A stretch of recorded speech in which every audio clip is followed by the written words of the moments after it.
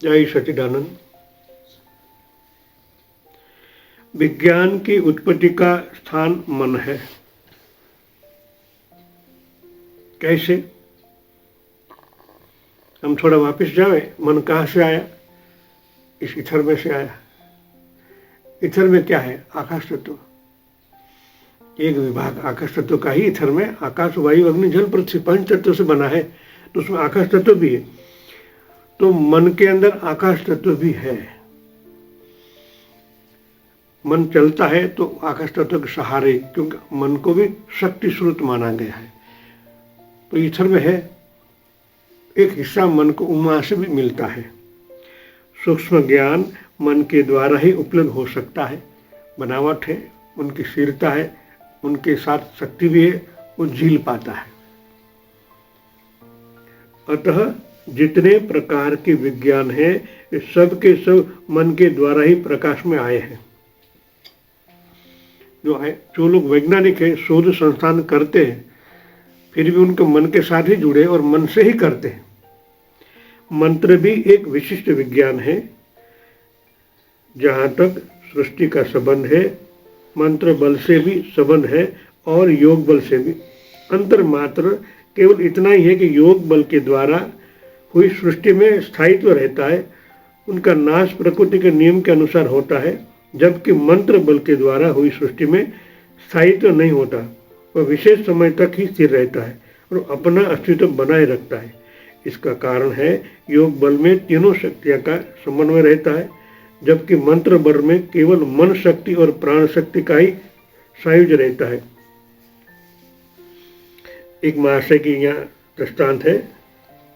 एक गिलास पानी भरकर कहा, इस पानी को मंत्र शक्ति से थोड़े समय के लिए मदिरा के रूप में परिवर्तन कर देता हूँ। आप लोग पानी में तो हमने करी, थोड़े समय के लिए मदिरा के रूप में परिवर्तन कर देता हूँ। एक गिलास पानी में बिना गिलास का स्पर्श किए केवल 10 मिनट तक उसकी ओर देखते हुए मन ही मन कुछ बुदबुदाते हुए महाशय और फिर बोले, लो गिलास उठाकर देखो क्या है, वैसा है कि नहीं। गिलास उठाकर देखा, देसी शराब का एक तेज तम्बा भभका भर गया मेरे नाक के अंदर। मेरा भी मन भी मिचलाने लगा उनकी दुर्गंध से। देसी था, शराब था ना। फिर उसे और एक गिलास पानी मंगवाया और उसी प्रक्रिया में उस गिलास में पानी को गरम दूध के अंदर परिवर्तन कर दिया। कहने की आवश्यक नहीं, महीनों तक उस मदिरा और उस दूध का अस्तित्व पूर्ववत बना रहा। न मदिरा की दुर्गंध नष्ट हुआ, न तो दूध की ठंडा हुआ। क्या उनका उपयोग किया जा सकता है? इन प्रश्न के उत्तर में महाशय ने कहा, क्यों नहीं, दोनों वस्तुएं असली है, असली नकली नहीं। मदिरा जैसी लगेगी, उनका नशा भी ऐसा ही लगेगा। वस्तु को दूसरे वस्तु में परिवर्तित करना संभव है, लेकिन निर्माण नहीं हो सकता। आप दूध बना नहीं सकते, दूध से उसको ट्रांसफर कर सकते हो। निर्माण 2 प्रकार के होते हैं, प्राकृतिक शक्ति द्वारा और कर्म शक्ति द्वारा। प्राकृतिक शक्ति द्वारा जो वस्तु निर्मित होती है वह चिरस्थायी होती है, क्योंकि उनका निर्माण पंच तत्वों के आश्रय से होता है। कर्म शक्ति द्वारा निर्मित वस्तु का निर्माण होता है मनुष्य के विचार, भाव और संकल्प के आश्रय से, लेकिन उसमें चिरस्थायित्व का अभाव होता है, उसमें परिवर्तनशीलता रहती है। मनुष्य के शरीर का निर्माण होता है, लेकिन आत्मा का निर्माण नहीं हो सकता। चिरस्थायी नहीं है, एक न एक दिन वह नष्ट होगा ही, लेकिन उसमें परिवर्तित होता रहता है समय अनुसार।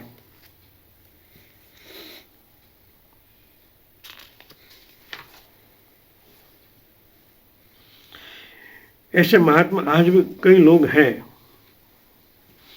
तो ऐसा कर सकते हैं, मगर उनके अंदर वो लिखते नहीं है कैसे किया गया, कर लेते हैं उनके संकल्प बल से।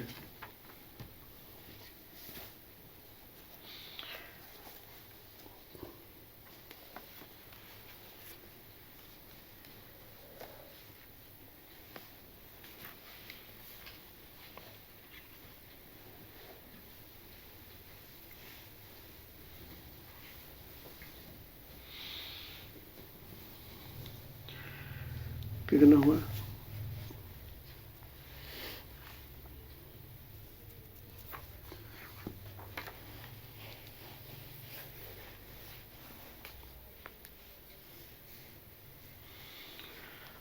मन, प्राण और विचार तब तक अपने अपने स्थान पर अकर्मण्य है अथवा अनुपयोगी है जब तक कि उनका योग शक्ति से नहीं होता। किनका?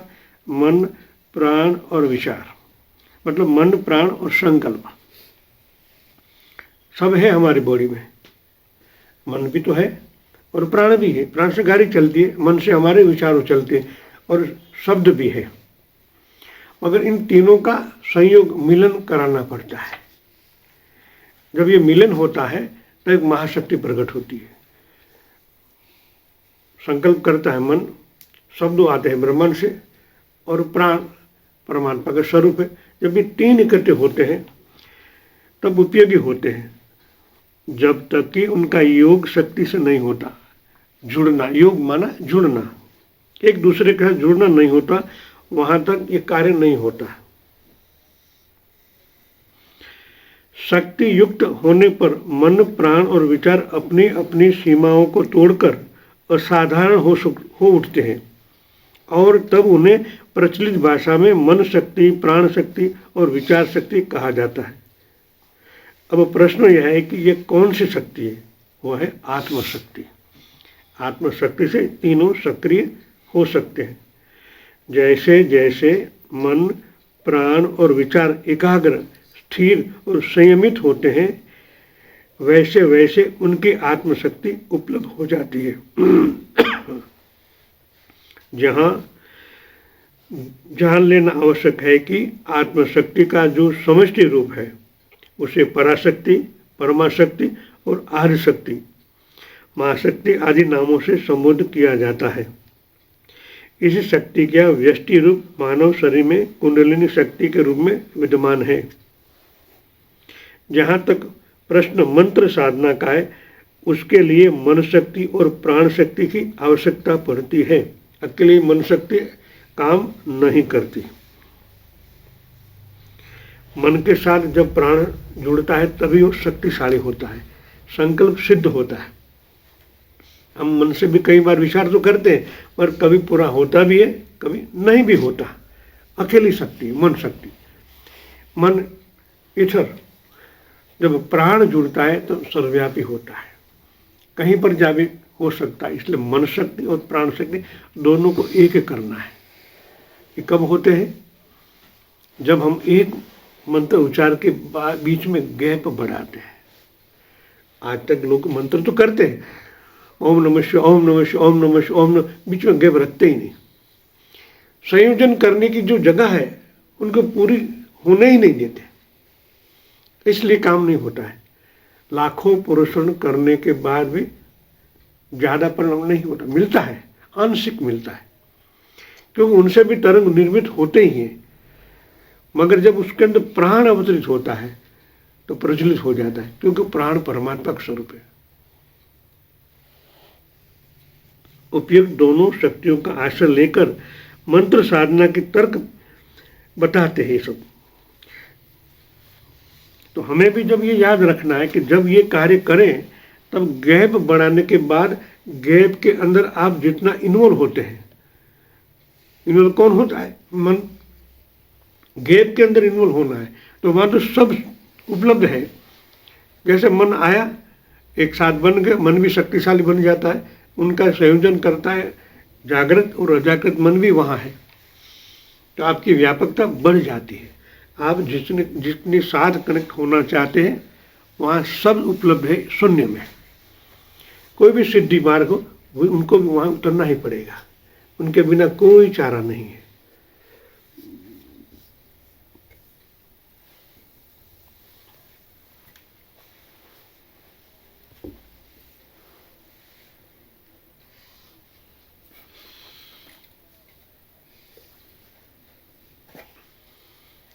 उन्होंने कहा, मैंने जो चमत्कार तुमको अभी दिखाया वह विशुद्ध मंत्र शक्ति का चमत्कार था।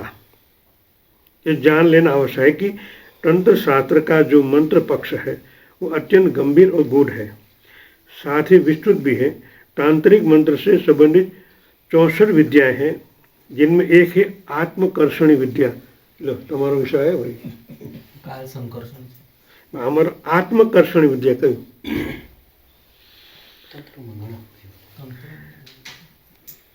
काल काल संकर्षण प्रकृति के साथ जुड़ा हुआ है और ये आत्मकर्षणी विद्या है ना, परमात्मा से जुड़ी है पॉजिटिव और 100% होता है।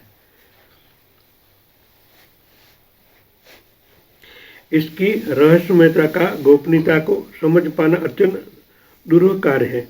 इस विद्या की साधना करना सभी के बस की बात नहीं है, लेकिन एक बात अवश्य है, वह है कि आत्मकर्षणी विद्या के सिद्ध हो जाने पर साधक तीनों प्रकार की आत्माओं को अपने अधिकार में कर उनके मनोवांछित सहयोग प्राप्त कर सकता है। इतना ही नहीं, आत्माएं मानव योनि में आने के लिए उत्सुक है, उनको उनके योग गर्भ की व्यवस्था इन महान सिद्ध के बल पर संभव हो सकती है। तीनों कौन सी आत्माएं? उन्होंने कहा विश्व ब्रह्मांड में मुख्य रूप से 3 प्रकार की आत्मा है, विदेही आत्मा, देवात्मा और मनुष्यात्मा। विदेही मतलब जो ऊपर पर चला गया है, उनको भी आकर्षित करने की आत्मकर्षणी विद्या काम आती है। विदेही आत्मा वह आत्मा है जिनका न कोई रूप है न कोई देह भी है, या कुछ है तो वह मात्र केवल उनका अदृश्य अस्तित्व। कभी कदा आवश्यक होने पर अपनी अति स्व ऊर्जा के इन शरीर को निर्माण थोड़े देर के लिए कर सकता है, और वैधव शंकर को वही सिद्ध योगी दिखता है जो मनोमय शरीर का अतिक्रमण कर आत्मा शरीर को ही उपलब्ध हो गया है। विश्व ब्रह्मांड में कुल 16 मंडल है, जिनमें से एक सप्तऋषि मंडल, जिनके पश्चिम और नरनारायण मंडल, उत्तर की ओर माधांता पर्वत पर सनकत और सनक कुमार का विधिव्य मंडल, और उसी मंडल के ऊपर आत्मा मंडल है। इसमें विदेही आत्माएं आनंद मग्न रहती है। सूर्य की सप्त ऋषियों के माध्यम से विदेही आत्माओं का संपर्क संपूर्ण विश्व ब्रह्मांड के बराबर बना रहता है।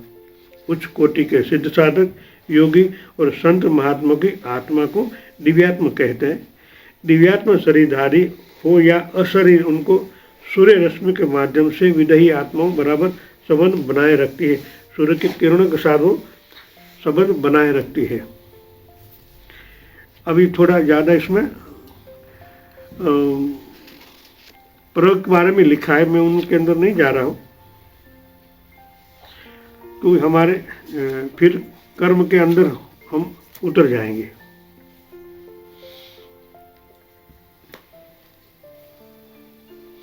मंत्रविष्ट होकर जब सात्विक देवात्माएं हमारे संपर्क में आती है तो प्रसन्न होती है।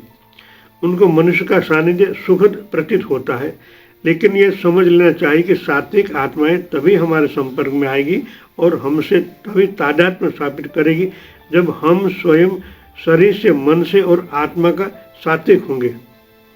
सात्विक आत्माएं धर्म और संस्कृति के उत्थान में, देश और समाज के कल्याण में, आध्यात्मिक दिशा में आध्यात्मिक चिंतन मनन करने की अति सहयोगी आत्मा सिद्धि प्रदान करती है।